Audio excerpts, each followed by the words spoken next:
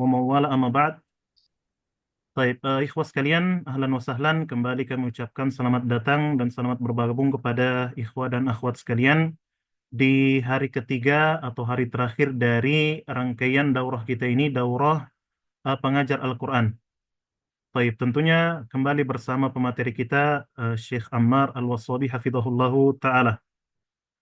Baik, berhubung beliau sudah hadir bersama kita dan juga sudah lewat dari waktu yang kita agendakan, tanpa berlama-lama lagi langsung saja kita persilahkan kepada Syekh kita, fanatrukul fursah li Syekhina Al-Fadil alaihi falyatafaddal mashkuran wa ma'jura. السلام عليكم ورحمة الله وبركاته. Waalaikumsalam warahmatullahi الحمد wabarakatuh. لله والصلاة والسلام على رسول الله وعلى آله وصحبه وسلم تسليما كثيرا مزيدا. رب اشرح لي صدري ويسر لي أمري واحلل عقدة من لساني يفقه قولي. وبعد، فالحمد لله على نعمه وفضله، والحمد لله على نعمة القرآن ونعمة الإسلام ونعمة الإيمان ونعمة الصحة والعافية. الحمد لله الذي جمعنا في هذا اللقاء، وإن كان لقاء عن بعد إلا أنه الهدف منه نتعلم كيف نعلم كتاب الله، وكيف نربي أبناءنا، وكيف نحل مشكلات طلابنا، وهذا فضل الله يؤتيه من يشاء. فنحمد الله أن من علينا بهذه النعم العظيمة، ونسأل الله أن يكتب لنا ولكم الأجر، آمين يا رب العالمين. Baik, setelah Syekh memuji Allah Subhanahu wa taala dan bersalawat kepada Nabi sallallahu alaihi wasallam, serta mendoakan kita semua, Syekh menyapa antum kembali di dalam daurah kita ini, walaupun daurah kita dilakukan secara online ini, akan tetapi tujuan dari daurah kita ini tetap kita berusaha capai, yaitu untuk mengetahui bagaimana cara kita mengajar dan juga bagaimana cara kita mendidik murid-murid kita, demikian pula bagaimana kita menyelesaikan berbagai macam permasalahan yang terjadi di dalam halaqah kita. Tentunya ini merupakan nikmat Allah Subhanahu wa taala yang patut untuk kita syukuri. Baik. طيب أيها الإخوة والأخوات، حفظكم الله جميعا ورضي الله عنا وعنكم. بالأمس تكلمنا عن مواضيع كثيرة، وآخر شيء تكلمنا عن مشكلات الطلاب وكيف نحل هذه المشكلات. وأيضا تكلمت بالأمس خطوات عن حل أي مشكلة، سواء كان طالب في الحلقات أو كان طالب في المدارس الدينية أو المدارس الحكومية. لكن في هذا اليوم إن شاء الله سنتكلم بشكل سريع عن بعض المشكلات الخاصة التي تتعلق بالطلاب، وكيف نحلها واحدة واحدة. وسأذكر هكذا بعض المشكلات، ثم نترك لكم الفرصة أيضا للأسئلة والأجوبة، وكذلك إذا يوجد مشكلة أخرى نتناقش إن شاء الله في آخر هذا اللقاء. نعم. Baik. Ikhwas sekalian, tentunya kemarin kita telah membahas banyak pembahasan dan terakhir kita telah menyelesaikan pembahasan tentang masalah-masalah yang terjadi eh, di dalam proses belajar mengajar, dan ini merupakan langkah umum yang disampaikan oleh Syekh, entah terjadi di Mahat ataupun sekolah negeri sekalipun. Dan insya Allah pada kesempatan kali ini kita akan menyebutkan secara cepat berbagai macam masalah-masalah secara khusus yang sering terjadi di kalangan santri.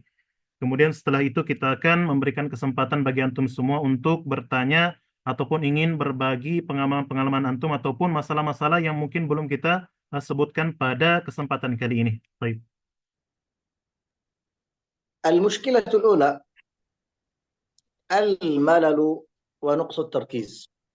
طبعا هذه المشكلة لا تكاد تجد حلقة إلا وفيها بعض الطلاب يشعرون بالملل، والسبب والله أعلم أن أن الأستاذ أو أن الحلقة تمشي بشكل روتين، يعني لا فيها تجديد، أو ربما تكون وقت الحصة طويلة أو وقت الحلقة ساعات، يعني قد تكون 4 5 6 ساعات أو أكثر أو أقل، ولا يوجد فيها تجديد. طيب ما هو الحل لهذه المشكلة؟ الحل هذا يرجع إلى المعلم وذكاء المعلم وحرص المعلم. فاستخدام أساليب جديدة في التعليم مهمة جدا. استخدام التفاعلية ممتاز جدا. يعطي بعض الأحيان استراحة قصيرة، يعني إذا كان الحلقة مثلا ساعتين أو 3 ساعات بوقت واحد، يجعل 10 دقائق استراحة في وسطها. هذه تساعد على التركيز. ربما تغير طريقة التسميع للطلاب أو طريقة المراجعة لهم. قد تقدم المراجعة على الزيادة، وقد تقدم الزيادة على المراجعة. قد تجعل اختبار المراجعة منافسة بين الطلاب، هذا الطالب يسأل ذاك وهذا يسأل الآخر. إذا تغييرك أنت في طريقة التعليم، وتغييرك في الأسلوب، وتغييرك أيضا في المكان، هذا يساعد إن شاء الله في إزالة هذا السأم والملل الذي قد يعتري بعض الطلاب. Baik, permasalahan pertama yang sering terjadi di kalangan santri yaitu merasa jenuh dan tidak fokus. Dan permasalahan ini hampir kita dapati pada semua halaqah, bahkan di sekolah kita mendapati hal ini. Yang menjadi pertanyaan, apa sebab dari permasalahan ini? Tentunya di antara sebabnya adalah mungkin karena halaqah atau metode pembelajarannya tidak pernah berganti, dalam artian begitu-begitu saja dari awal. Ini akan menyebabkan kejenuhan di kalangan santri. Ataupun waktu halaqah yang terlalu terlalu lama, 4 sampai 5 jam, dan tidak ada pembaharuan dari cara pengajaran tersebut. Maka solusi dari permasalahan ini adalah kembali kepada guru masing-masing. Bagaimana seorang guru cerdas-cerdas dalam mengatasi permasalahan ini. Ia boleh menggunakan cara baru dalam mengajar atau menyelipkan istirahat 10 menit ketika mungkin jam pelajaran sangat sangat panjang. Ini juga sangat membantu untuk mengembalikan fokus di kalangan santri. Dan juga kita bisa mungkin memvariasikan metode mengajar kita yang mungkin awalnya murojaah dulu baru hafalan baru. Kita bisa memvariasikannya dengan memajukan waktu untuk menyetor hafalan baru kemudian dibalik dengan murojaah, ataupun kita mengadakan perlombaan di antara para para santri. Ini juga akan membantu para santri untuk mengatasi permasalahan ini. Baik, Fadhil Syekh. المشكلة الثانية، طبعا أنا سأتكلم هكذا بشكل سريع، وإلا كل نقطة تحتاج إلى محاضرة لوحدها. لكن نحن سنعطي المشكلة والحل بشكل سريع. المشكلة الثانية صعوبة الفهم أو الاستيعاب. يعني بعض الطلاب يجد صعوبة في فهم المواد التي تقدم له، سواء في دروس التجويد أو اللغة أو حتى في الحفظ. كما قلنا لكم سابقا أن مستويات الطلاب تختلف من شخص إلى آخر.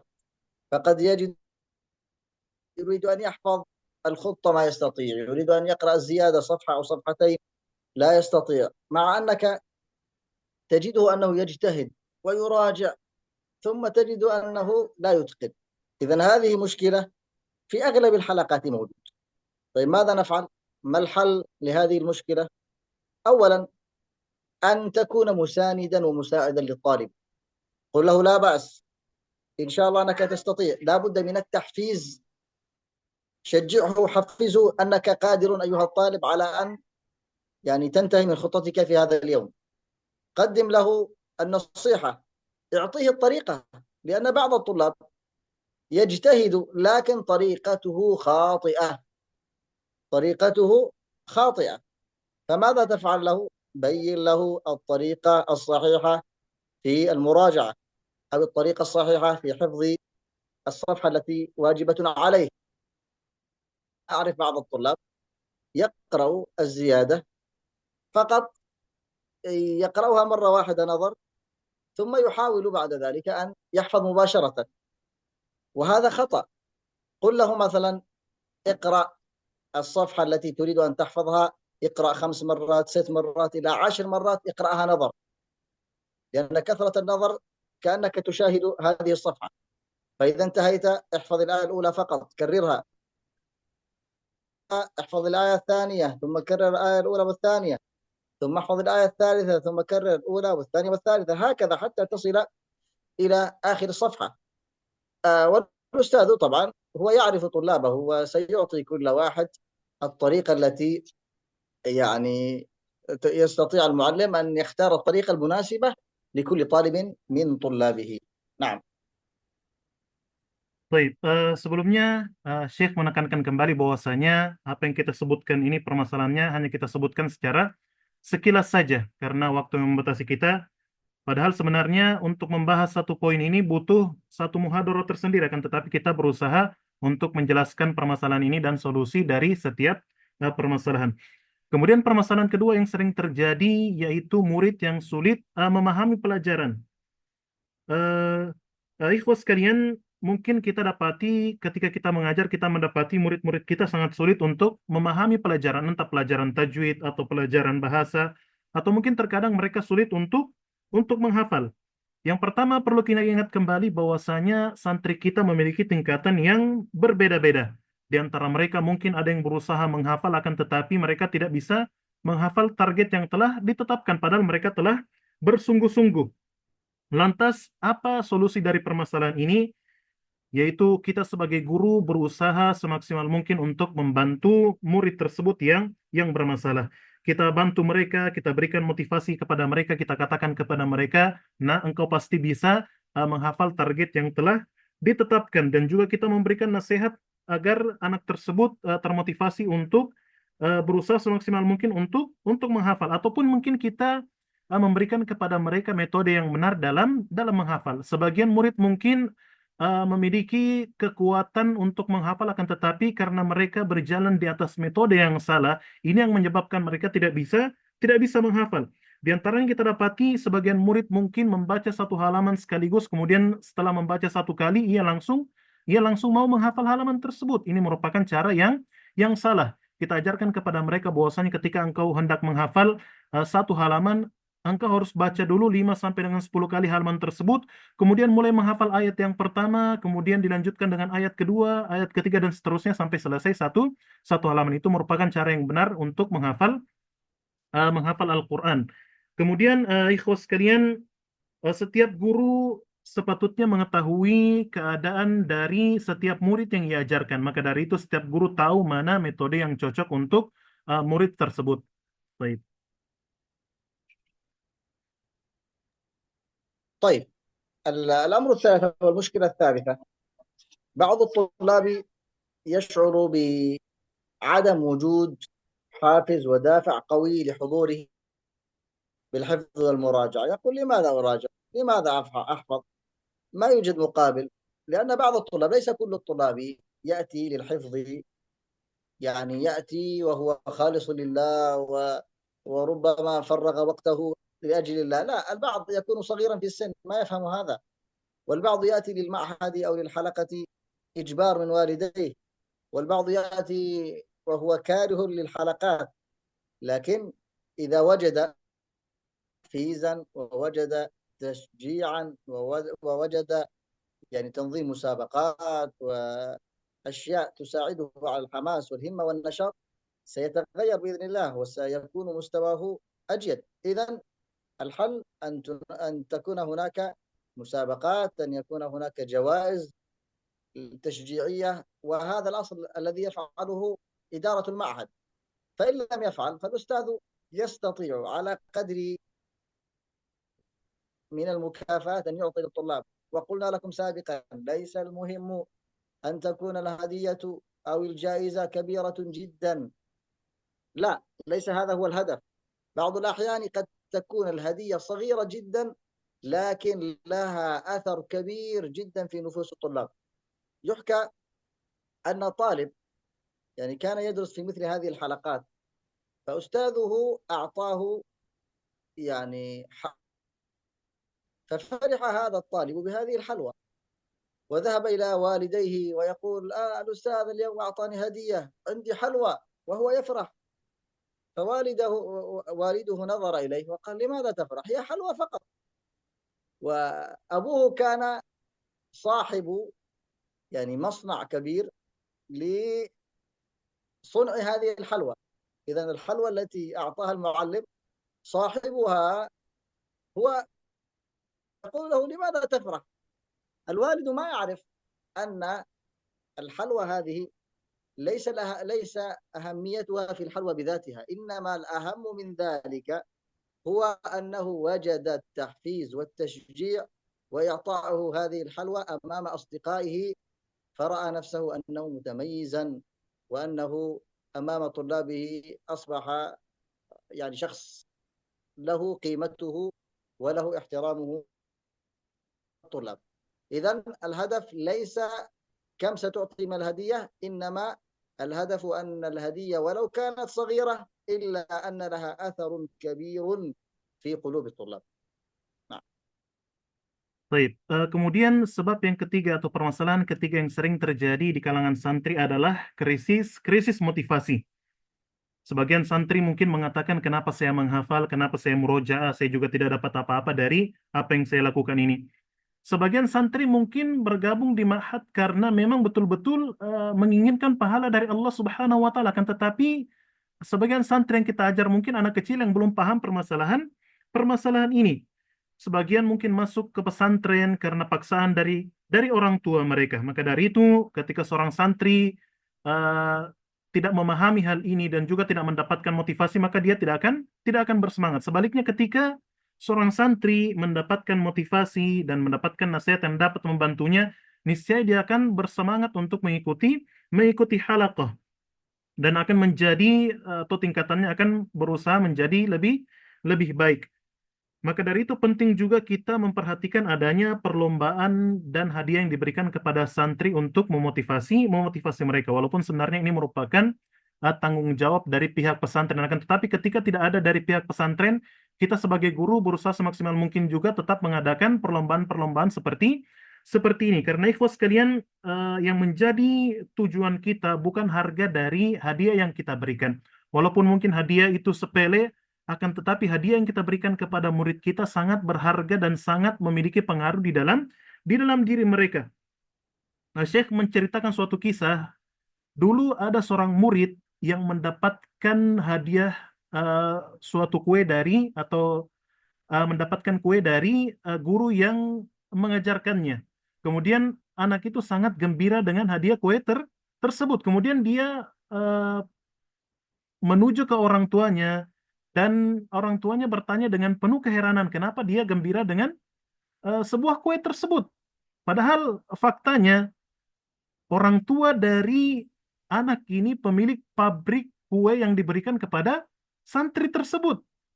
Maka dari itu ayahnya tadi terheran-heran kenapa dia bergembira dengan hadiah kue yang sepele tersebut. Orang tuanya tidak sadar bahwasanya kue yang didapatkan oleh santri tersebut merupakan prestasi atau apresiasi dari guru yang diberikan kepadanya atas pencapaian yang ia lakukan. Maka dari itu, ikhwas sekalian, jangan pernah menilai hadiah yang kita berikan kepada murid kita dari harga hadiah tersebut, karena yang menjadi tujuan kita adalah seberapa besar pengaruh hadiah tersebut di dalam diri murid-murid yang kita ajar. Baik.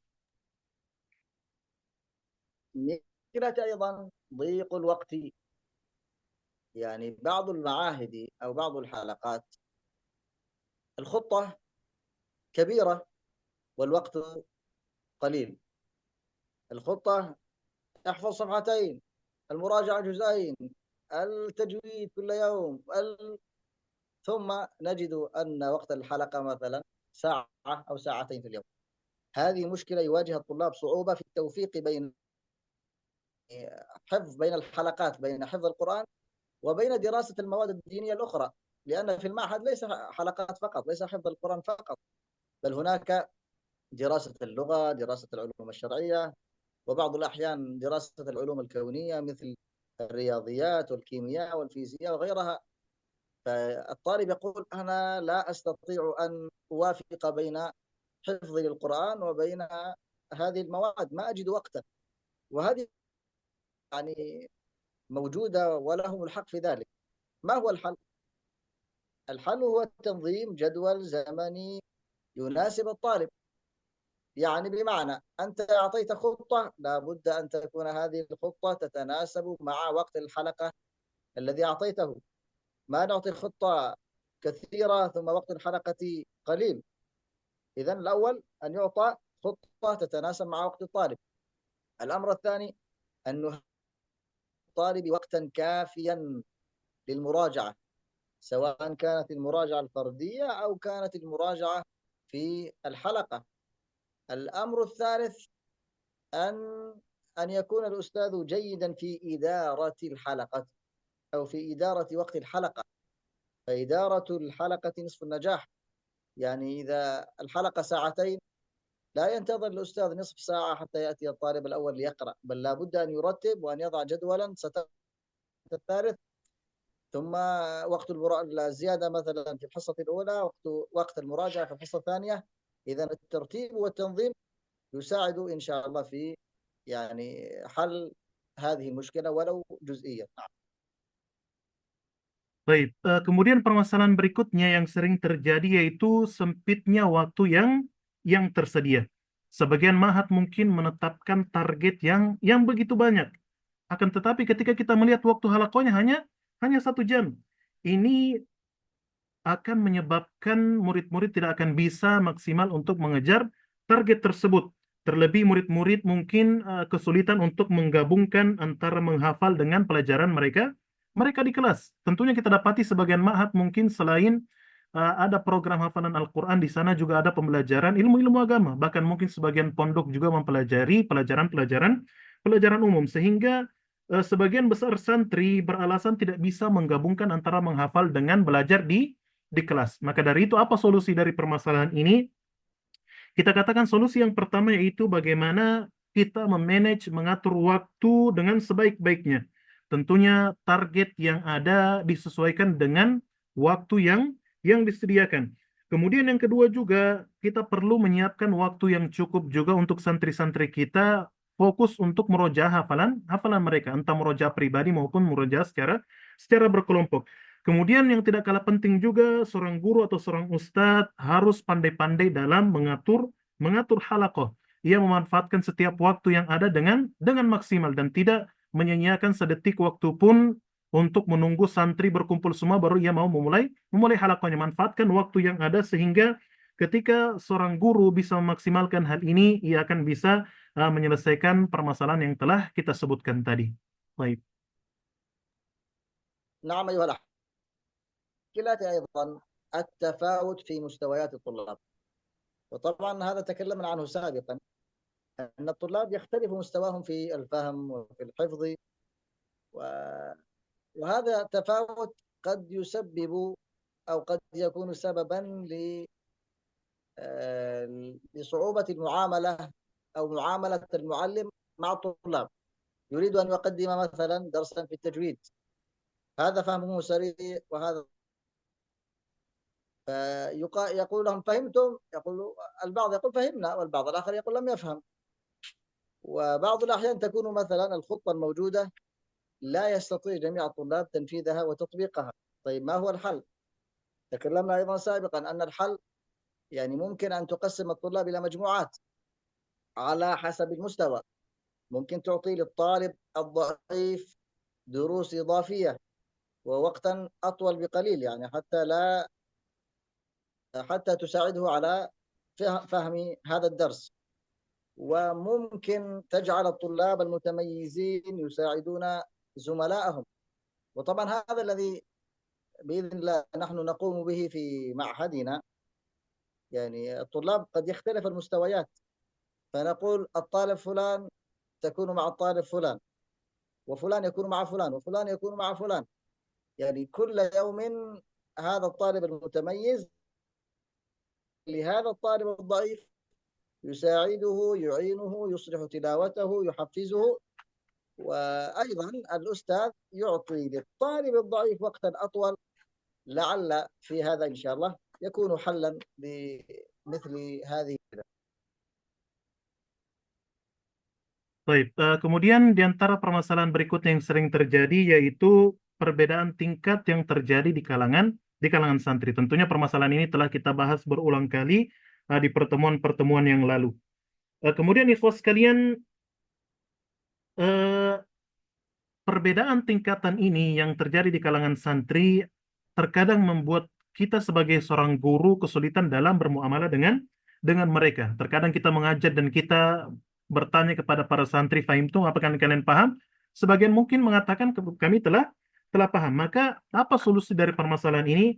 Tentunya yang pertama, sebagaimana telah kita sebutkan juga, kita perlu membagi eh, santri-santri kita dalam beberapa kelompok sesuai dengan tingkatan mereka. Dan juga kita juga bisa memberikan pelajaran tambahan mungkin bagi santri-santri yang masih kurang. Dan juga kita bisa menerapkan apa yang telah dilakukan Syekh di pondok beliau, yaitu mempasang-pasangkan setiap setiap murid, si fulan dengan si fulan, si fulan dengan si fulan lagi, yang ini akan membantu murid-murid berprestasi, akan membantu murid-murid yang mungkin masih lemah dalam hafalan mereka. Murid-murid berprestasi akan membantu guru dan juga membantu teman mereka, dan terkadang juga mereka akan memotivasi teman-teman mereka. Kemudian kita tekankan lagi bahwasanya seorang guru juga perlu memberikan waktu yang lebih panjang mungkin bagi santri-santri yang tingkatnya masih lemah. Baik. طيب، من المشكلة قد تكون المشكلة اجتماعية أو سلوكية.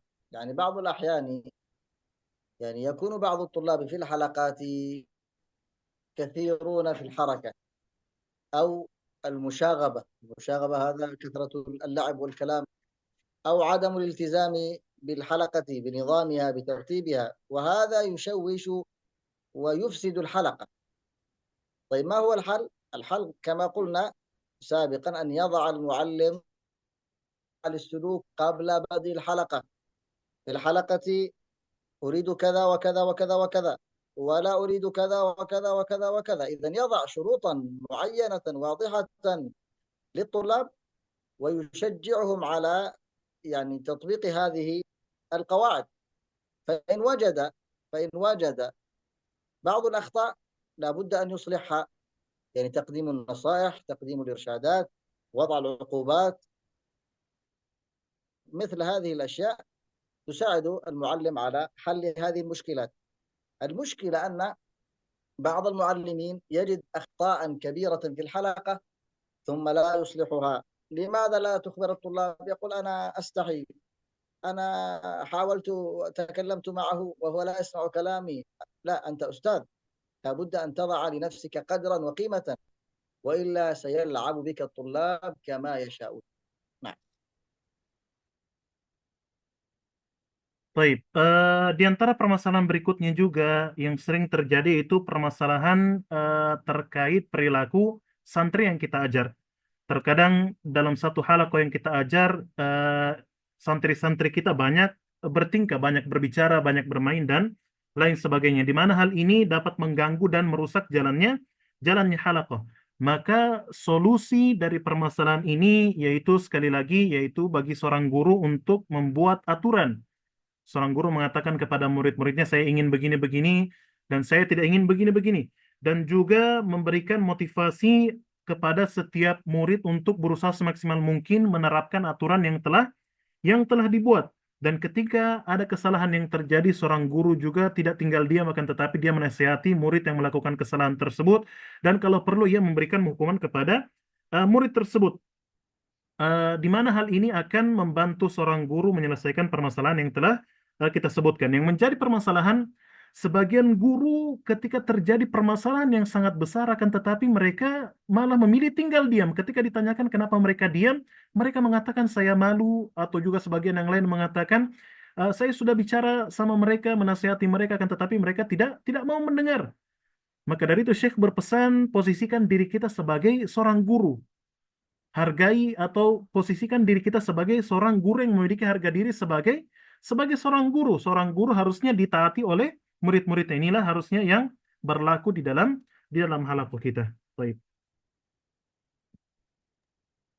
من المشكلة أيضا، وربما أجعلها الأخيرة حتى لا نطيل عليكم ونفتح المجال للأسئلة، نقص التفاعل بين الطلاب والمعلمين، يعني يكون هناك جمود في التفاعل، ما يوجد يعني رغبة بين الطلاب وبين الأستاذ، يعني في الحديث وفي الكلام.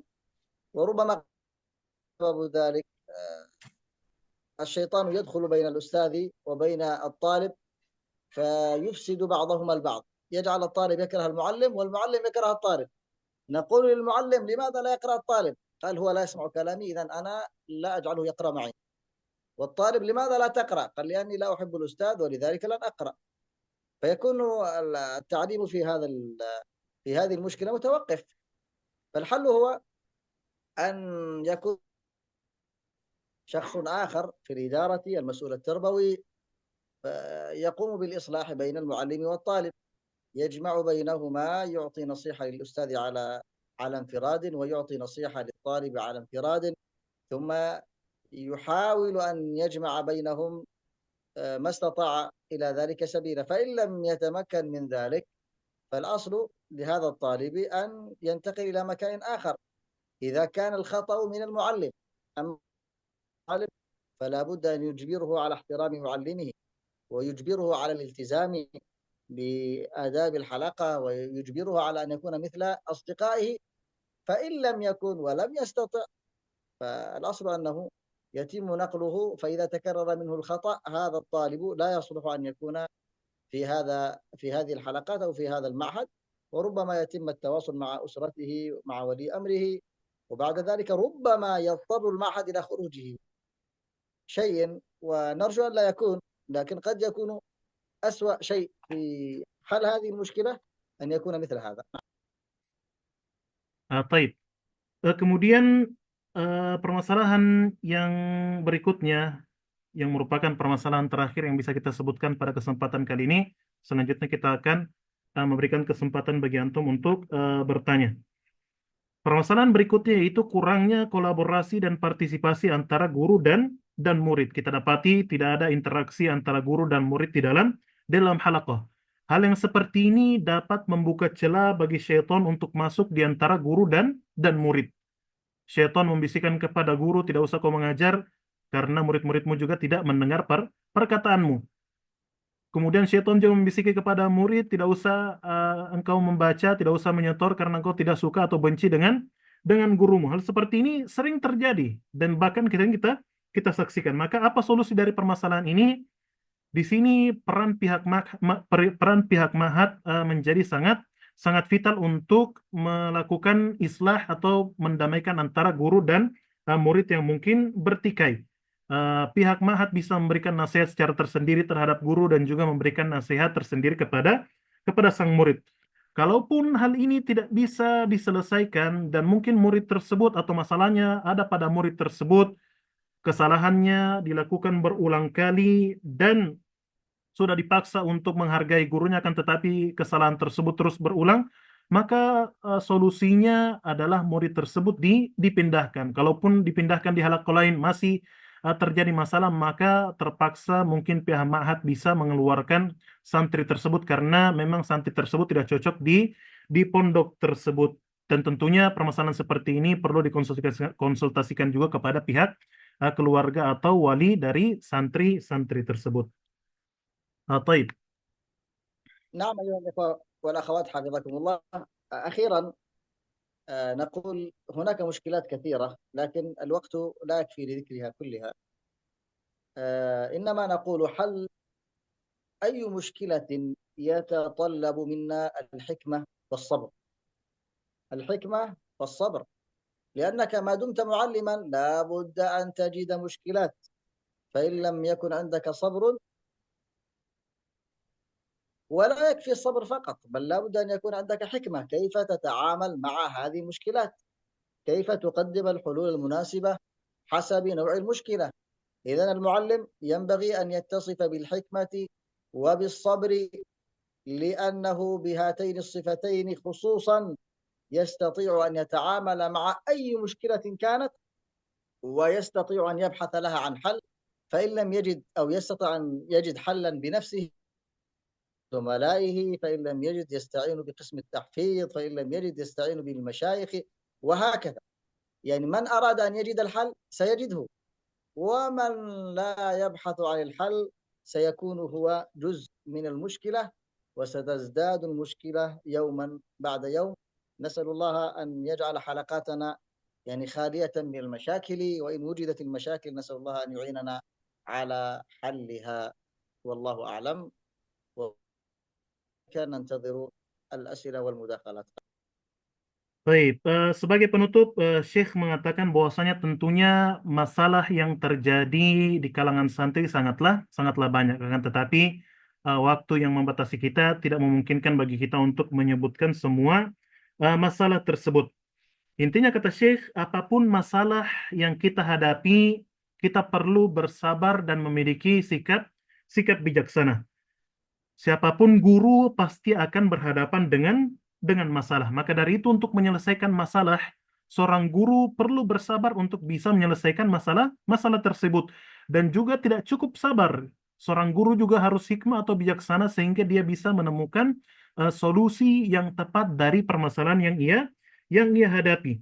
Dan dengan dua sifat ini, yaitu sabar dan hikmah atau bijaksana, seorang guru dapat menghadapi permasalahan apapun dan dapat mendapatkan solusi dari setiap permasalahan yang ia hadapi. Ketika dia tidak bisa mendapatkannya sendiri, mungkin dia bisa bertanya kepada temannya atau melibatkan pihak mahat untuk menyelesaikan permasalahan yang ia hadapi. Dan terakhir Syekh mendoakan kepada kita semoga Allah Subhanahu wa taala menjaga halaqah-halaqah kita, halaqah yang kita bina dari berbagai macam problematika yang terjadi. Baik, selanjutnya kami beri kesempatan kepada ikhwas sekalian yang mau bertanya kepada Syekh atau mungkin ada saran tambahan dari antum semua. Baik, mungkin kita pergilirkan saja eh, selang-seling yang mau bertanya secara langsung, kemudian setelah itu kita ambil dari chat, kemudian kita selang-seling lagi. Baik, kita berikan kesempatan pertama yang mau bertanya secara langsung. Baik, ya silakan APH siapa ini? Kasmiati. Baik, fadhol. Tafadholi. Kasmiati. Iya, Kasmiati Iya ya, Ustaz, silakan. Kasmiati. Iya, iya. Iya, Masya Allah. Alhamdulillah. Ya. Ini pakai bahasa Arab apa Indonesia Ustaz? Kalau bisa bahasa Arab lebih Bahasa baik. Inggris? Kalau bahasa Inggris tapi sepotong-sepotong. Baik, bahasa Mungkin Indonesia saya saya pasti tidak ngerti masalah. ya, insya Allah. Baik. Ya. Bismillahirrahmanirrahim. Assalamualaikum warahmatullahi wabarakatuh. Waalaikumsalam warahmatullahi wabarakatuh. Alhamdulillah. Syekh Afwan, I have TPK Mungkin bisa bahasa Indonesia saja, Bu, and supaya bisa kita pahami juga oh iya, dan dipahami juga oh iya, peserta ya. Iya, iya. oh iya, iya. Oke. Saya memiliki TPK, Alhamdulillah kadarullah ya, saya manajer dari of TPK. Dan saya mempunyai beberapa guru seperti education-nya atau beliau-beliau baru menyelesaikan SLTA, tamat SLTA saja, belum kuliah. Nah, dan belum mengerti bagaimana time management waktu dan administrasi. Nah, Afwan Syekh, gimana saran Syekh? Please give me your advice. Bagaimana solusinya for my some teachers? Itu nomor satu ya. Kemarin malam pertama itu Syekh menjelaskan explaining group. Maksudnya grup yang tadi sudah dianukan oleh Ustaz Musrif itu tentang pemilahan grup yang lemah, yang sedang maupun yang high atau rosab, makbul dan zayid pribadinya. Nah ini belum dijelaskan kemarin malam, tetapi barusan ini ada penjelasan sedikit mengenai pemilahan. Katanya bagaimana mengaplikasi for groups ini yang pengilmunya itu Rosab, terus Zaid maupun Makbul itu, agar kami bisa memisahkan murid yang kurang slow respon dan yang bagaimana memisahkannya, bagaimana apakah kami dengan menambah guru atau metodenya itu yang kami inginkan untuk insya Allah kami aplikasikan ke PPK kami Syekh untuk memberikan solusian atau apa namanya jalan yang terbaik untuk kami agar kami bisa mendidik mereka dengan adil. Itu saja mungkin Ustaz. Jazakumullah khairan. Assalamualaikum warahmatullahi wabarakatuh. طيب. السؤال الأول يا شيخنا، السائلة كالمديرة في إحدى الحلقات لتعليم القرآن للأولاد يعني، مديرة أحد واجهت كذلك. المشكلة الأولى أن أكثر المدرسين في هذه الحلقات أكثرهم تخرجوا من الثانوية ولم يدرس في الكلية أو ما إلى ذلك، ولم يعرفوا كيف ينظم الأوقات وغير ذلك. فما نصيحتكم لهذه المعلمين؟ طيب. هي مدرسة ابتدائية أو ماذا التي عندها؟ يبدو أنه في Tentu الابتدائية يا شيخنا، ولكن ليست رسمية. نحن في إندونيسيا عندنا مثل هذا يعني. anu eh, anu kami fikih kami itu ada yang metode ikro, ada yang tahsin, ada yang tahfiz, jadi 3 kelas. Tingkatannya tingkatan apa, Bu? Maksudnya tingkatan Usianya. oh dari TK umurnya jadi dari 7 tahun sampai 12 tahun. طيب. Murid muridnya iya. murid. طيب. Kalau guru saya. Oke. طيب عرفت، يعني هي تقول أنها الأعمار إلى يعني تقريبا إلى 13 سنة 14 سنة. أيوه. طيب بالنسبة للعمر ليس مشكلة العمر، هي مشكلة ومشكلة الطريقة. البعض قد يكون عمره يعني ممكن 30 سنة لكنه ليس عنده من العلم. إذا الهدف ليس بالعمر، إنما الهدف هل هذا الأستاذ متمكن من المادة التي يعلمها؟ هل هذا الأستاذ يحفظ الأجزاء التي يعلمها للطالب؟ هل هذا الأستاذ عنده يعني قدرة في التعليم؟ صحيح أن العمر له أثر، ليس مشكلة كبيرة. عندي في المعهد مثلا أكثر الذي يعلم هو من يتخرج من معهدي، يكون خريجا هذه الدفعة ثم يعلم في السنة التي بعدها. من يعلم مستوى الثانوية، عفوا الثانوية التي هي عندكم هنا العالية اسمها. أيوه. طيب هل هناك مشكلة؟ نعم، بعض المشكلات موجود في إدارة الحلقة، لكن ما هو الحل لها؟ نؤهل هؤلاء المعلمين، نعطي لهم في كيفية إدارة الحلقات، المتابعة. يعني يكون لهؤلاء الأساتذة الذي تخرج من الثانوية يكون عندهم أستاذ مسؤول عنهم كبير قد فهم ودرس سنوات، يعينهم ويرشدهم ويدلهم على كيفية إدارة الحلقات. نعم. Baik, jadi jawaban dari pertanyaan yang pertama tadi terkait guru-gurunya yang masih alumni SMA dan mungkin belum paham tentang bagaimana mengatur waktu dan lain sebagainya. Syekh mengatakan tentunya umur bukan menjadi masalah utama. Yang menjadi titik fokus adalah bagaimana guru tersebut memahami metode dalam mengajar. Tentunya mereka juga harus menghafalkan juz-juz yang mereka ajarkan. Dan sekali lagi umur bukan masalah. Bahkan di pondok tempat Syekh mengajar, sebagian yang menjadi guru itu adalah alumni dari pondok tersebut. Pertanyaannya, apakah ada masalah yang terjadi? Tentu saja ada masalah. Kan tetapi apa solusinya? Yaitu mereka, para alumni-alumni ini dilatih dan juga dikontrol dan dievaluasi. Tentunya setiap guru atau alumni tadi yang mengajar itu ada seorang guru yang lebih senior yang menjadi penanggung jawab yang mengarahkan mereka. Itu jawaban dari Syekh. Kemudian السؤال الثاني شيخنا بالنسبة التقسيم الطلاب حسب المستوى الطلاب، هل يحتاج إلى زيادة المعلم أو في الحلقة واحدة يوجد هذه المستويات يعني؟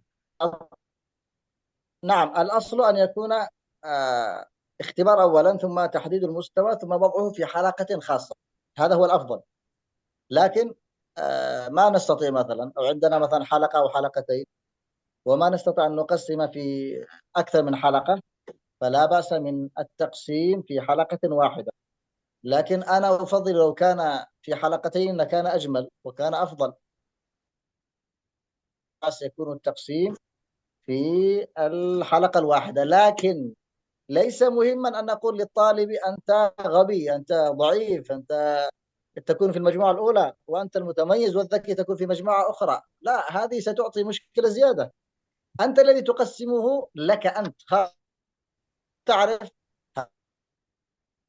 هؤلاء الطلاب متوسطون يحتاجون إلى وقت أطول، فلان فلان فلان فلان متميزون، هؤلاء جيدون سيساعدوني في الحلقة.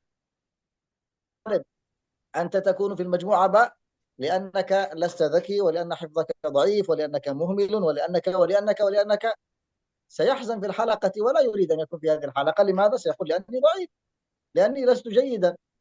فهذه ننتبه لها جيدا. بعض الأحيان لا أجد الوقت لتوضيح المشكلة كلها لضيق الوقت، لكن هذا هو الحل الأنسب والله أعلم. Baik. Jadi jawaban dari pertanyaan kedua tadi terkait pembagian murid sesuai dengan tingkatan mereka.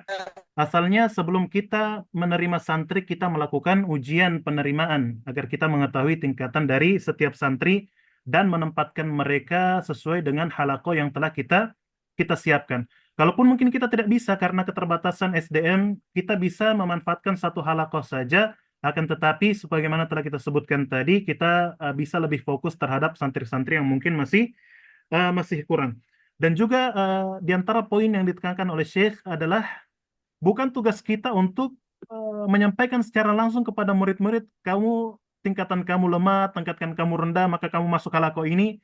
Pembagian itu kita lakukan secara pribadi, karena ketika kita sampaikan bahwasanya murid tingkatan kamu masih lemah sehingga kamu dimasukkan di halaqah ini akan menjadi masalah juga, akan menambah masalah, bahkan mungkin akan menyebabkan santri tersebut bersedih dan tidak mau menghafal karena mengatakan tingkatan saya masih lemah. Maka dari itu ini beberapa poin yang bisa kita sampaikan dari jawaban Syekh tadi. Baik. Jazakumullah khairan, Ustaz. Baik. Untuk kesempatan kedua, Ana baca dari chat ya. Untuk klasifikasi santri sudah kita jelaskan tadi dari jawaban pertanyaan kedua tadi. Kemudian uh,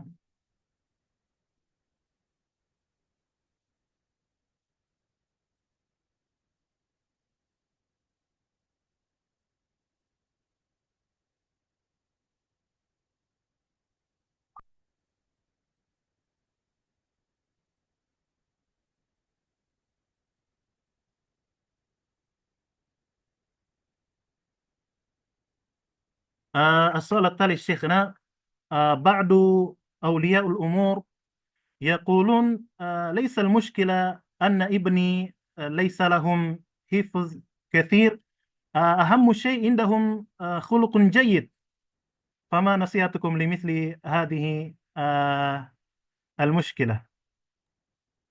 نعم صحيح، وهذا قد وجدناها كثيرا. نقول ابنك لا يلتزم بالحلقة، لا يصل إلى، لا بأس لا بأس، أنا أريد أن أحافظ عليه حتى لا يخرج. طبعا هذا خير كثير، وهذا فضل عظيم أن الأب والأم يريد أن يحافظ على ولده من يعني الأخلاق السيئة. هذا أمر طيب وجيد جدا، لكن الأستاذ لا يأخذ هذا الكلام ويجده عذر. الحمد لله الأب يقول لا بأس، لا نقول له لا، ولو قال أبوك ذلك قل له نعم أحسن الله إليك جزاك الله خير، لكن أنت كمعلم افعل السبب، اصنع ما الذي تستطيع أن تغير غير.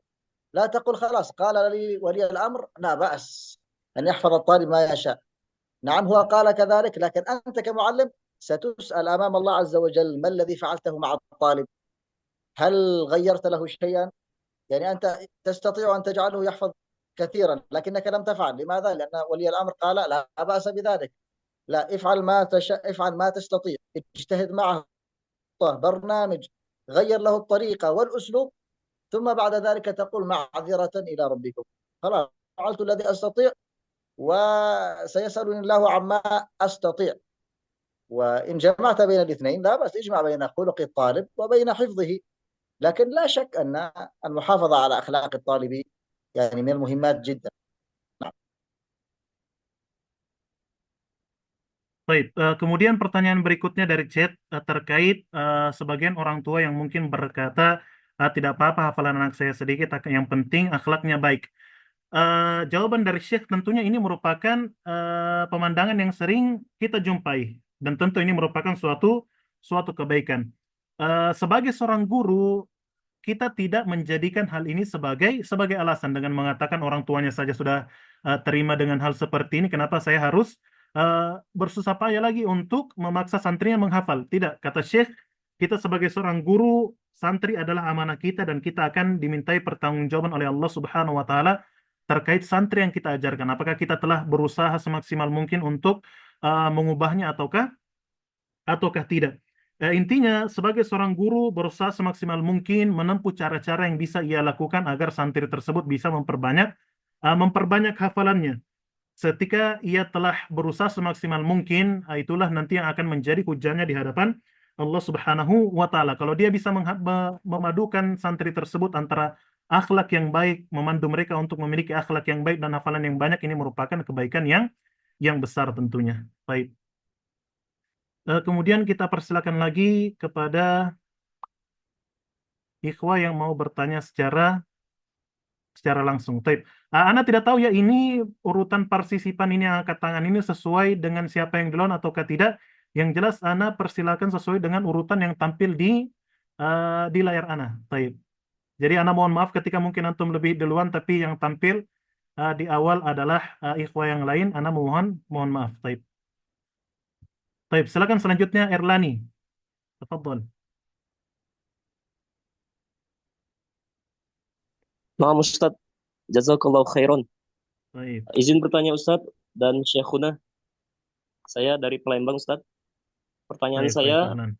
bagaimana cara yang efektif agar anak-anak bisa bersaing Ustadz dalam prestasi tahfiz Qur'annya dan juga bersaing dalam pelajaran umum di tingkat sekolah SD Ustadz. Itu saja Ustadz. Jazakallahu khairan. Assalamualaikum warahmatullahi wabarakatuh. طيب السؤال شيخنا كيف الطريقة الصحيحة حتى يتنافس الطلاب في حفظ القرآن وفي العلوم الدينية والعلوم النظرية في المرحلة الابتدائية شيخنا؟ طيب، بالنسبة للأطفال تعرف أن الأطفال يحبون التشجيع الظاهر الذي هو إعطاء الهدية الصغيرة، أو أنك تكتب اسمه هكذا مثلا فلان المتميز في هذا اليوم.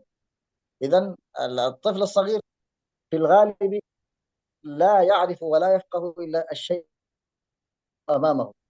قد نقول لهم تكون عندنا منافسة في آخر الأسبوع، من يكون الأول أو الثاني الفائز سنجعل اسمه موجود في يعني اللوحة اللي يراها الطلاب جميعا، ستكون هديته مثلا، سنشتري له شيئا معينا.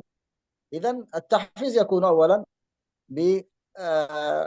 بوضع الاسم في مكان معين، أو إعطاء هدية شهادة، أو أنه معينة لمن يكون متميزا. وبإذن الله طريقة المعلم هي الهدف الأول في تحفيز هؤلاء. طريقة المعلم هي الأهم، لأننا كما قلنا سابقا الطالب الصغير إذا أحب المعلم سيمشي كما يريد. الطالب الصغير إذا أحب المعلم سيمشي كما يريد، يقال له افعل كذا سيفعل، لا تفعل لن يفعل. لماذا؟ ويرى في المعلم كأنه مثل والده. نعم. Baik. Pertanyaan yang kedua, bagaimana menumbuhkan atau antum sudah dengar tadi pertanyaannya.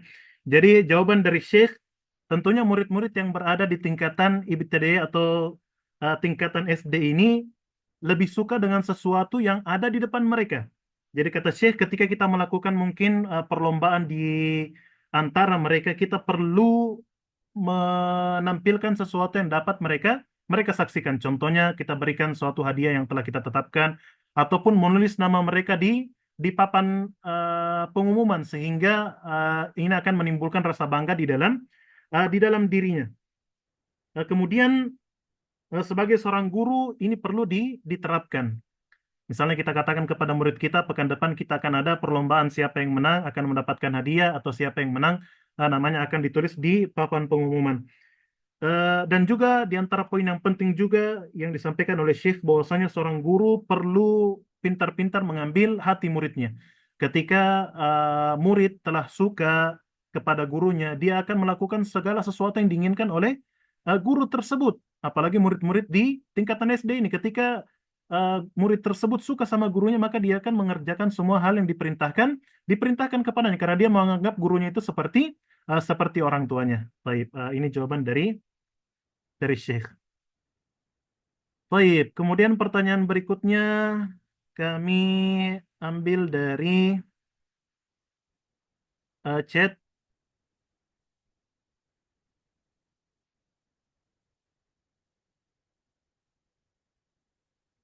طيب شيخنا في مدرستي المتوسطة والثانوية هناك النظام حفظ القرآن 30 جزءا لمدة سنتين، هل هذا ممكن يا شيخنا؟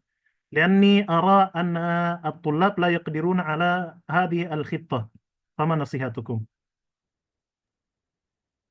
طبعا هذا السؤال يكرر كثيرا، زرت كثيرا من المعاهد، ووجدت أن الخطة حفظ الطالب القرآن كاملا، لكن في التطبيق حقيقة نجد هذا يحفظ 5 أجزاء وذاك 10 أجزاء، لا يصلون حتى إلى 15. فهل ممكن في الطالب المصحف كله؟ الجواب نعم، إذا كان وقت الحلقة أو المعهد متخصص في التحفيظ. يعني مثلا مثل معهدي، عندنا طلاب ليس المتوسطة، إنما في المعهد عندي طلاب العالية. هل يحفظون في سنتين؟ نعم، خطتهم أن يحفظ الطالب في سنتين، والحمد لله في الغالب في خلال السنتين القرآن الكريم حفظا جيدا متقنا.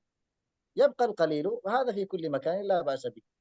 إذا هل ممكن؟ نعم ممكن، لكن لابد أن يكون المعهد متخصص في التحفيظ. يعني مثلا عندنا 1.5 سنة خاص لحفظ القرآن فقط، ما يوجد مواد أخرى. في حلقة الصبح وفي الضحى وفي العصر حلقات في المسجد، ثم بعد الظهر بعد المغرب بعد العشاء مراجعة فردية. إذا الوقت كله للحلقات يستطيع أن يحفظ، لكن مع وجود معلم جيد، مع وجود إدارة للتحفيظ جيدة، مع وجود المتابعة والاستمرار والاستقامة، هذا ممكن. لكن خطة أن يحفظ الطالب القرآن كله ثم هناك 2 ساعة للحفظ فقط، ثم لا يوجد وقت للمراجعة الفردية، ثم نلزمه بمواد كونية كثيرة، ثم ونريد أن يحفظ القرآن كله، فهذا لا شك أنه من الصعوبة. وينبغي للمعهد أن يختار الخطة على حسب الوقت الفراغ وعلى حسب تمكن الطالب والمعلم. نعم. Baik, pertanyaan berikutnya dari chat, bahwasanya di tempat beliau mengajar ada target untuk menghafal 30 juz selama 2 tahun. Pertanyaannya, apakah ini mungkin bisa dicapai? Karena beliau melihat mungkin murid-murid tidak sanggup untuk mencapai target tersebut. Maka kata Syekh, pemandangan seperti ini banyak beliau dapati di sebagian besar pondok. Memiliki target untuk menghafal 30 juz, akan tetapi pada akhirnya hanya segelintir murid saja yang bisa mencapai target tersebut. Kalau pertanyaannya apakah mungkin untuk bisa dicapai, jawabannya adalah mungkin. Akan tetapi ada catatan-catatan yang perlu dipenuhi. Yang pertama, waktu yang disediakan untuk menghafal dan murojaah cukup, dan juga pondoknya khusus untuk menghafal saja dan tidak ada pelajaran lain. Ini juga diterapkan di pondok tempat Syekh mengajar, di mana pondok beliau adalah pondok yang khusus untuk menghafal Al-Quran. Dengan manajemen yang baik, sebagian besar santri bisa mencapai target yang telah ditetapkan. memang ada saja beberapa orang yang tidak mencapai target dan ini merupakan hal yang lumrah terjadi. Maka dari itu pesan dari Syekh untuk menerapkan target seperti ini perlu adanya manajemen yang baik, tentunya guru yang baik juga, kemudian cara yang baik juga. Akan tetapi sangat disayangkan sebagian pondok menerapkan target seperti ini, akan tetapi kita dapati waktu menghafal hanya 2 jam, tidak ada waktu untuk meroja dan lain sebagainya. Tentunya hal-hal seperti ini dapat menjadi penghalang untuk tercapainya target yang telah ditetapkan. Baik. Kemudian kita persilakan lagi yang mau bertanya secara langsung. Di sini ada APH Sulistianto. Baik, fadhal. Nah, Ustaz. Assalamualaikum Ustaz. Assalamualaikum Syekhuna. Izin bertanya Ustaz, saya mengajar di sebuah sekolah diniyah marhalah mutawassithah yang tidak mondok, artinya pulang pergi. Dalam sepekan itu ada 5 kali pertemuan untuk tahfidz, durasinya 1 kali pertemuan 1,5 jam. Mahat menentukan targetnya 3 tahun itu 6 juz, jadi setahun 2 juz. Apakah itu sudah sesuai target, sesuai dengan waktunya? Itu yang pertama. Kemudian yang kedua,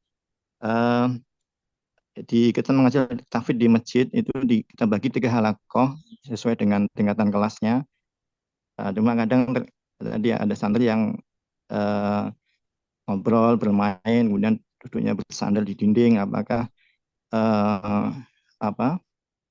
pengaturan duduknya itu juga pengaruh juga Ustaz? Apakah perlu dibuat lingkaran atau semua santri menghadap ke gurunya? Apakah itu pengaruh dalam santri untuk ihtimam dalam menghafal Quran Ustaz? Ya, syukran Ustaz. Ustaz. طيب شيخنا السيل يقول أنه يدرس في أحد المعهد الدينية الذي لا يسكن الطلاب في داخل المعهد ثم المعهد عنده الخطة على أن الطلاب لابد أن يحفظوا 6 أجزاء من خلال 3 سنوات. فما رأيكم في هذه الخطة؟ في كل اللقاء عندهم 1.5 ساعة لحفظ القرآن 5 مرات في الأسبوع، 5 يوم في 5 أيام في الأسبوع. نعم، بالنسبة لهؤلاء الطلاب مرحلة هو للمتوسطة، سمعته صح؟ أيوة. طيب بالنسبة ل6 أجزاء في 3 سنوات ممكن، لكن إذا كان هناك ترتيب جيد، بمعنى أنه في كل سنة سيحفظ الطالب جزئين، يعني في كل فصل سيحفظ الطالب جزءا واحدا. الفصل أقل شيء 4 أشهر، يعني في الشهر الواحد سيحفظ الطالب 5 صفحات. في الأسبوع الواحد كله يحفظ الطالب 1 صفحة و3 أسطر في الأسبوع، يعني في كل يوم سيحفظ الطالب 4 أسطر. فحسبة هكذا في البداية معقولة، وممكن أن يحفظ الطالب إن شاء الله خلال ال3 سنوات 6 أجزاء. لكن كما قلنا لا بد من المتابعة، لا بد من وجود أستاذ يعني جيد في تحفيزهم على الحفظ. وقت الحلقة لا يكفي الحفظ، لا بد أن يكون هناك الربط يومي، يعني المراجعة اليومية موجودة.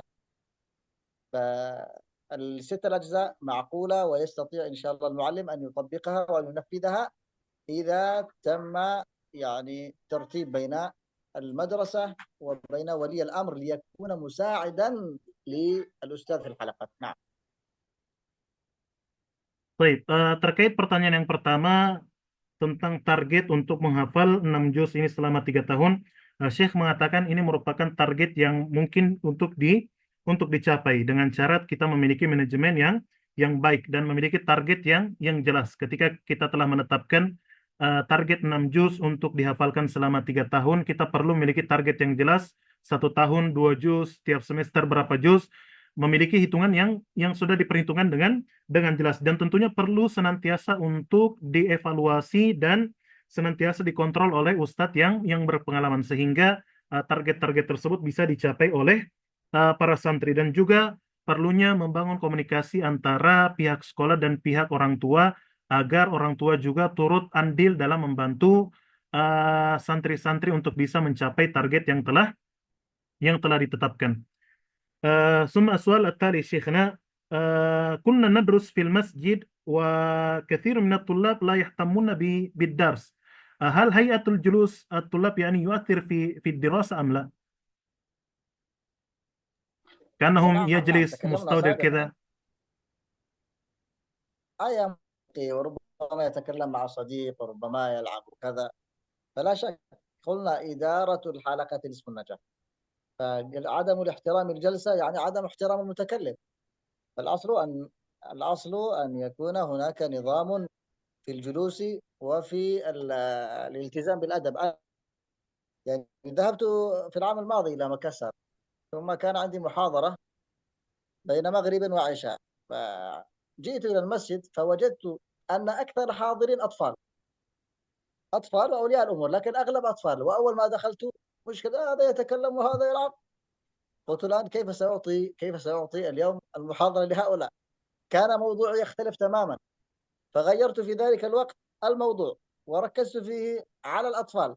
لكن قبل أن أبدأ قلت لهم أنا سأعطي درسا يسيرا وصغيرا، والذي سيركز معي في الدرس سأسأل في آخر المحاضرة يعني أسئلة، والذي سيجيب سأعطيه هدية، لكن سأسأل من يكون مؤدبا لا يتكلم. فالجميع صمت وكأنه لا يوجد أحد داخل المسجد. والحمد لله انتهيت من المحاضرة كلها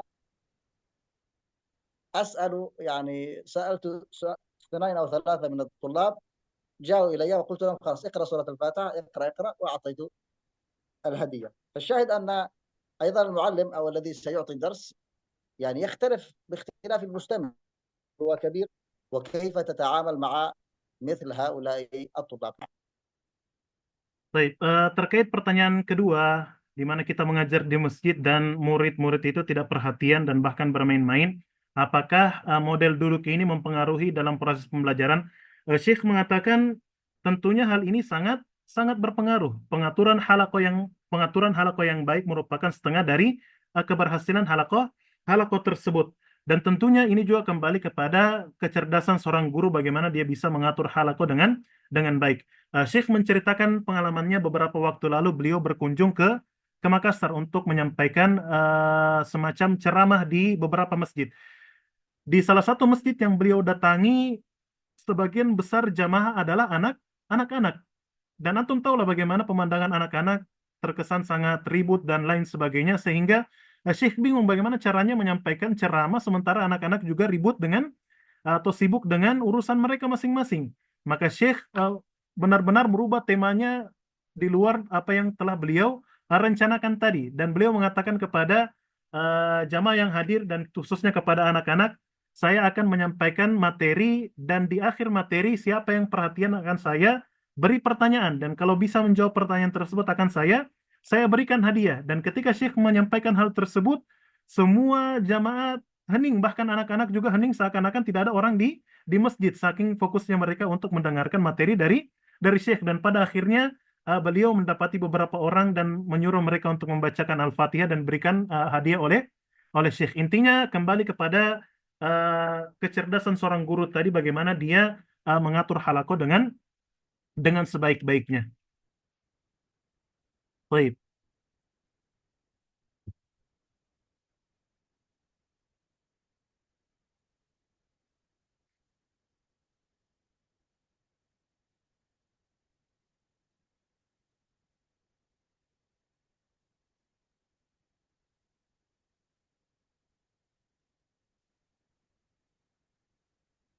شيخنا عندنا في الحلقة طبعا في الحلقة فيه اختلاف المستوى بين الطلاب، وهناك طريقة الخاصة في الحلقة، ولكن هذه الطريقة لا تناسب بعض الطلاب. هل ممكن أن نطبق طريقتين في تدريس في حلقة واحدة؟ نعم، أكرر وأقول المعلم هو أدرى بطلابه وهو أعلم بمستوى طلابه وما الذي يصلح معه.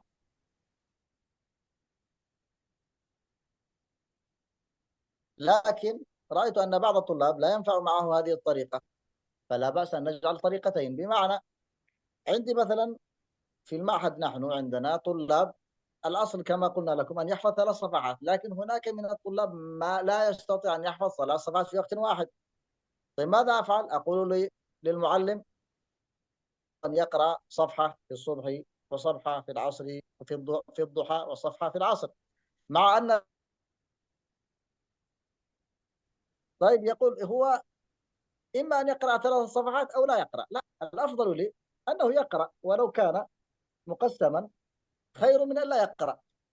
لكن هل يعمل للطلاب جميعا؟ الجواب لا. النظام الطالب لا بد أن يقرأ 3 صفحات في وقت واحد. لا فلان فلان وليس مشكلة، لا يتكلم مع الطلاب فلان أنت استثناء، فلان أنت تقرأ كذا وكذا. لا، بنفسه بما يراه مناسبا مع الطلاب. نعم. Baik, terkait pertanyaan yang dituliskan di chat, di dalam satu halaqah pembelajaran menggunakan satu metode, akan tetapi di antara santri mungkin tidak cocok dengan metode tersebut. Pertanyaannya, apakah mungkin dalam satu halaqah menerapkan dua metode dalam mengajar? Syekh menjawab, tentunya guru lebih tahu dengan keadaan murid-muridnya. Kalaupun kita mendapati ada murid-murid tidak cocok dengan metode yang kita terapkan, maka tidak masalah kita menggunakan metode lain pada murid tersebut. Contohnya seperti pengalaman Syekh di tempat beliau mengajar, target yang telah ditetapkan oleh pondok yaitu setiap santri menyetorkan 3 halaman dalam satu waktu halaqah. Akan tetapi mungkin tidak semua bisa mencapai target tersebut. Maka sebagian santri diperbolehkan untuk menyetor 1 halaman di waktu subuh, 1 halaman di waktu duha, 1 halaman di waktu asar. Tentunya hal ini lebih baik daripada mereka tidak menyetor sama sekali. Akan tetapi yang perlu kita perhatikan juga, jangan kita beritahukan kepada seluruh santri dan umumkan bahwa kamu metodenya begini, kamu metodenya begitu, karena hal ini dapat berpengaruh terhadap diri dari setiap santri. Tidak apa-apa kita sampaikan metode khusus tersebut secara pribadi kepada santri yang kita lihat tidak cocok dengan metode yang telah kita terapkan. Baik, berikutnya kita persilakan yang mau bertanya secara langsung APH, apa ini Peratika Nauli S. Baik, silakan.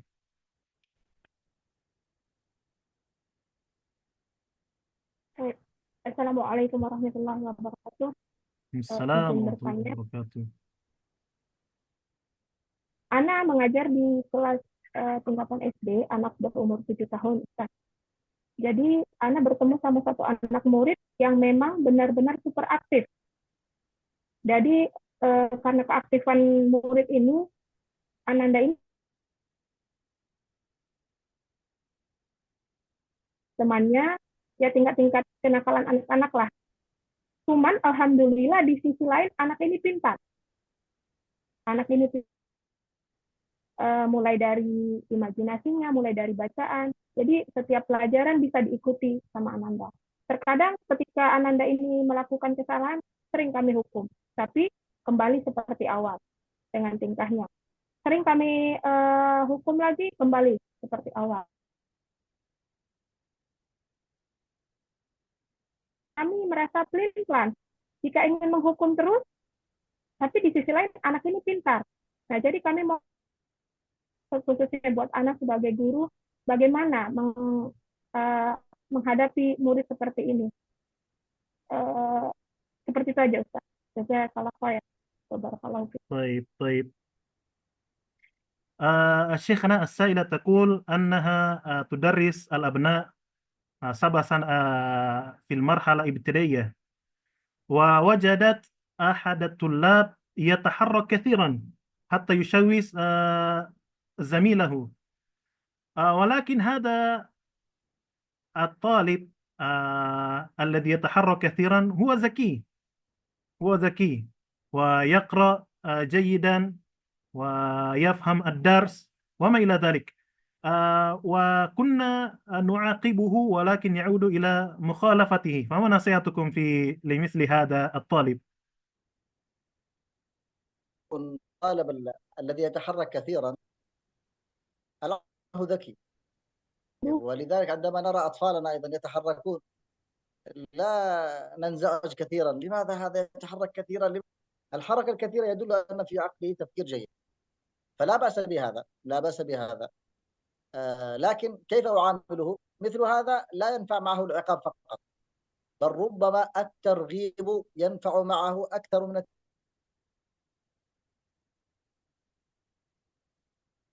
أنت جيد إن شاء الله، عندك في الأدب أنت ستكون أستاذا كبيرا، ولا بأس أن تجعل مثل هذا. نحن كانوا يقولون لنا سابقا المشاغب اجعله رئيسا للفصل، الذي هو يتحرك كثيرا اجعله رئيسا للفصل. لماذا؟ حتى تقول له راقب الطلاب وانظر، الذي يتكلم كثيرا ويلعب سجل اسمه. فهو عندما يرى نفسه أنه يتوقف، لأنه هو المسؤول عن تسجيل أسماء وعن مراقبة الطلاب، فقد يكون هذا الأمر له أثر في تربيته وفي يعني إن شاء الله إصلاحه للأفضل. ولذلك نقول لا بأس، اصبري، مثل هذا الأمر ليست مشكلة كبيرة. حاول أن نوجه السلوك الخطأ إلى سلوك صحيح قدر الاستطاعة، ولكن بالتدرج قليلا فقليلا، حتى يكون هذا الطالب إن شاء الله مستواه أفضل. نعم. Baik, jawaban dari Syekh untuk menghadapi murid seperti yang telah disebutkan di pertanyaan tadi. Yang pertama, kita tidak perlu terlalu pusing untuk memikirkan murid tersebut. Banyaknya tingkah dari murid tersebut menunjukkan kecepatannya dalam berpikir. Kemudian apa solusinya menghadapi murid seperti yang telah disebutkan tadi? Terkadang mungkin motivasi lebih baik daripada hukuman yang kita berikan kepada dia. Kita katakan kepadanya, Masya Allah, kau pintar, mungkin suatu saat engkau menjadi ustadz, atau motivasi-motivasi yang lain yang mungkin kita anggap cocok untuk murid tersebut. Dan juga kata Syekh tadi, di antara tips yang bisa kita lakukan juga bahwasanya murid yang banyak tingkah itu kita jadikan sebagai ketua kelas. Kita katakan kepada murid tersebut, silakan awasi teman-temanmu yang banyak tingkah, yang banyak berbicara, silakan catat namanya. Dan ketika kita mengembankan tanggung jawab tersebut kepada murid yang aktif, tadi akan mendapati dirinya adalah seorang penanggung jawab, maka dia harus mengontrol dirinya sebelum dia bisa mengontrol teman-temannya. Dengan hal seperti ini mungkin akan mendatangkan pengaruh baik bagi murid yang bersangkutan tadi.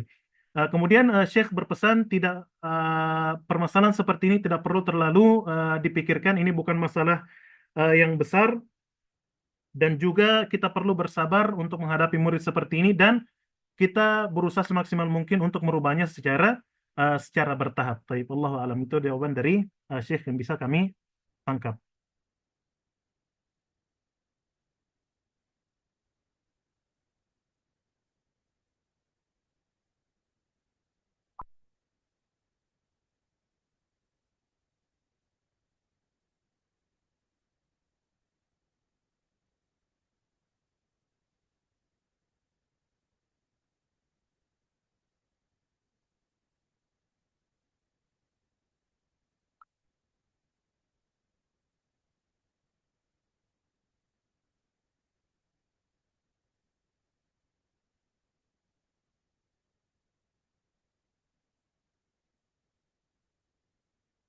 طيب شيخنا، كيف نواجه بعض الطلاب الذين لا يريدون أن يصححوا قراءتهم، وبعضهم يبكون يعني، وبعضهم يعيد المنهج لأنهم كاد أن يتخرج ولكن قراءتهم ليست جيدة. كيف نواجه مثل هذه الطلاب؟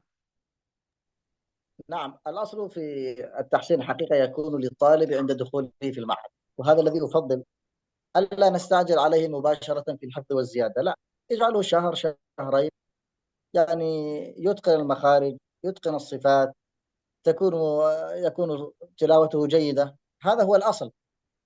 ولكن في بعض الأحيان قد تفعل هذا وما جيدا جدا، تقول اقرأ تلقين، يقول لا أريد يا أستاذ، الوقت لا يكفي.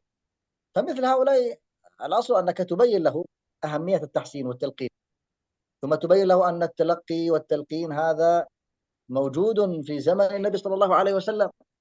كان جبريل هو الذي يأتي إلى النبي صلى الله عليه وسلم ويلقنه القرآن، وإنك لتلقى القرآن من لدن حكيم خبير. فإذا كانت هذه طريقتهم نبين له أهمية التلقين، وأن التلقين قراءة صحيحة سيكون قراءتك للزيادة جيدة، لكنك إن أخطأت في التحسين وفي التلقين ولا تقرأ ستكرر وأنت تحفظ الزيادة الصفحة، ستكرر الخطأ مرة ومرتين و10 و20 و30 مرة وأنت تقرأ خطأ خطأ خطأ خطأ، حتى إذا جئت إلى الأستاذ وصححت هذه الكلمة ستصححها مرة واحدة. إذا قرأت الخطأ 20-30 مرة وقرأت الصحيح مرة واحدة، الذي سيبقى في عقلك وفي رأسك خاطئة. فالتحسين عفوا التلقين مهم جدا، ولا بد طبعا أن نرغب الطلاب وأن يكون هناك من نظام المعهد هكذا. نظام المعهد تلقين ثم زيادة، لا يجوز الزيادة من غير تلقين. Baik, terkait pertanyaan yang ditulis di chat tadi, menghadapi murid-murid mungkin yang tidak mau memperbaiki bacaan mereka, bahkan sebagian ada yang menangis karena tidak bisa menghafal, maka Syekh berpesan bahwasanya sepatutnya setiap pondok tidak tergesa-gesa dalam eh, menerapkan aturan kepada santri. Dalam artian untuk memperbaiki bacaan santri ini dilakukan di awal pembelajaran. Kita tidak tergesa-gesa untuk memerintahkan santri untuk menambah hafalan baru kalau bacaan mereka tidak bagus. Dan untuk untuk menghadapi santri-santri yang mungkin tidak mau ketika diperintahkan untuk memperbaiki bacaan mereka, kita katakan kepada mereka dan jelaskan kepada mereka tentang pentingnya memperbaiki bacaan. Dan kita katakan bahwasanya perbaikan bacaan ini juga berlaku di zaman Nabi Shallallahu Alaihi Wasallam di kalangan para sahabat. Bahkan Nabi Shallallahu Alaihi Wasallam juga belajar Al-Quran kepada malaikat Jibril, dan juga kita jelaskan kepada santri tersebut, kalau kau tidak mau memperbaiki bacaanmu, maka kesalahanmu akan terus berulang. Berpindah ke ustadz yang lain, kesalahan ini akan terus berulang dan ini akan berdampak pada hafalan santri tersebut. Maka dari itu ikhwas sekalian, Syekh berpesan bahwasanya aturan yang sangat penting juga untuk diterapkan bagi setiap pondok, sekali lagi agar tidak tergesa-gesa untuk memerintahkan santri menambah hafalan sebelum memperbaiki bacaan mereka. Hendaknya setiap pondok dulu untuk fokus terlebih dahulu memperbaiki bacaan setiap santri. Taib.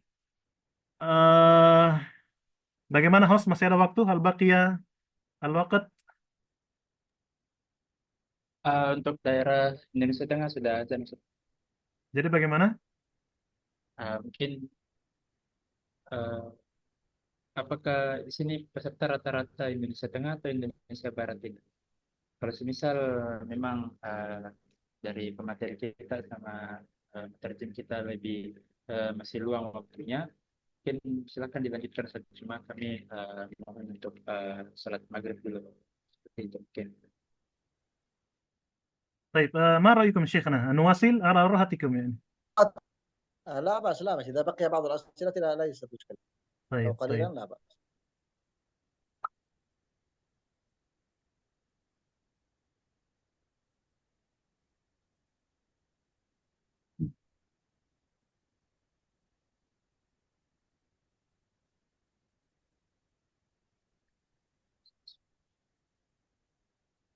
طيب، شيخنا، كيف نواجه بعض الطلاب الذين لا يحترمون المعلمات، فقط يحترمون المعلمين، أما المعلمات لا يبالون بهن؟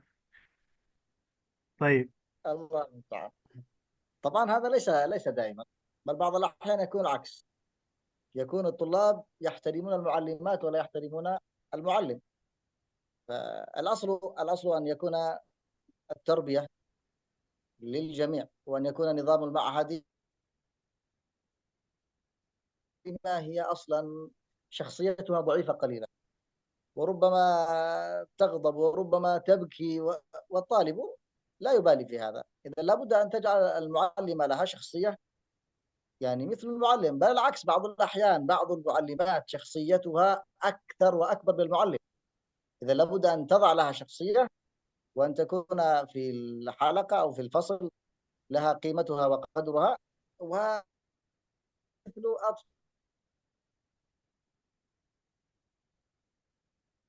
لكن هناك بعض الأشياء لابد أن تحاسب، وأن تكون قوية في مثل هذا الموضع قدر ما تستطيع. نعم. pertanyaan berikutnya, sebagaimana tercantum di chat ini terkait santri yang hanya menghormati guru laki-laki dan tidak menghormati guru perempuan. Maka kata Syekh ini merupakan fenomena juga yang sering terjadi.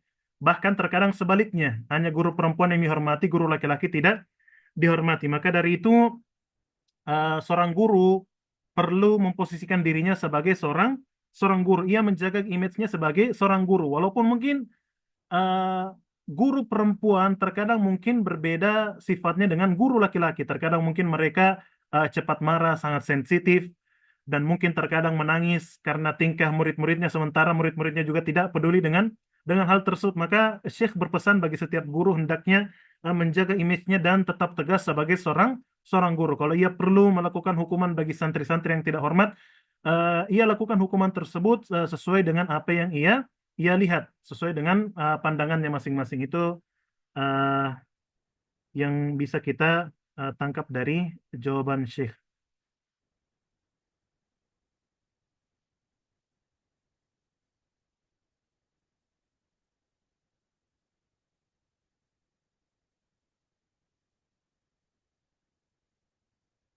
شيخنا بالنسبة لعدد الطلاب في حلقة واحدة ما هي العدد المناسب في حلقة واحدة؟ عفوا الصوت انقطع قليل. عدد ماذا؟ عدد الطلاب المناسب. أيوة في حلقة واحدة. طبعا هذا ليس على إطلاقه، ليس له جواب معين، هذا يختلف باختلاف البرنامج. الهدف الوقت، يعني أنا ما أفضل أن يكون كثيرا، لأن من أحد أسباب أو أحد المشكلات في الحلقات كثرة الطلاب. كلما كثر يقل. حلقة فيها 10 طلاب، طبعا حلقة، لا أتكلم عن فصل درس التجويد أو درس المواد الأخرى، نتكلم عن حلقة. فال10 طلاب أراه كافيا إذا كان الوقت أيضا يكفي. عدد باختلاف الوقت الذي يعطى للحلقة، فلا أفضل الزيادة أبدا. كم يكون؟ قلت لك يختلف، لكن مثلا في معهدي لا يزيد الطالب يعني 8 تماما، فإن زاد قليلا فلا بأس، لكن يكون 15 20 طالب واحدة ساعتين أو 3، هذا لا يكفي. Baik, pertanyaan berikutnya terkait jumlah santri yang ideal dalam satu halaqah. Maka Syekh mengatakan sebenarnya tidak ada jumlah yang ideal dari satu halaqah. Ini tergantung lagi dengan program atau target yang ditetapkan dari suatu pondok. Sepertinya suaranya putus-putus ya. Jaringan kayaknya bermasalah ini. Baik. Saya ulangi bahwasanya untuk jumlah santri dalam satu halaqah ini tergantung dengan program atau target yang ingin dicapai oleh suatu pondok. Maka dari setiap pondok mungkin memiliki jumlah ideal yang berbeda-beda. Akan tetapi kata Syekh, mungkin jumlah 10 orang dalam satu halaqah ini merupakan jumlah yang bagus untuk setiap halaqah, sehingga guru bisa fokus untuk mengontrol semua santri tersebut. Sebagaimana juga yang diterapkan di tempat Syekh mengajar, dalam satu halaqah itu terdiri dari 8 sampai 15 orang dan tidak lebih dari jumlah tersebut. Intinya sekali lagi, jumlah ini tergantung dari kebijakan pondok masing-masing dan program yang ingin diterapkan oleh setiap pondok. Baik.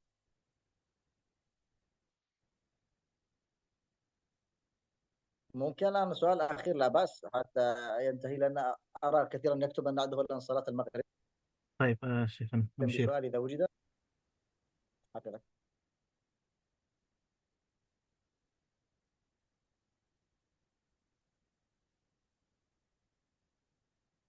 السؤال الأخير شيخنا، في بعض المعاهد خاصة للبنات هم كلفنا بتنظيف وبطبخ الطعام وما إلى ذلك، فما نصيحتكم في مثل هذا؟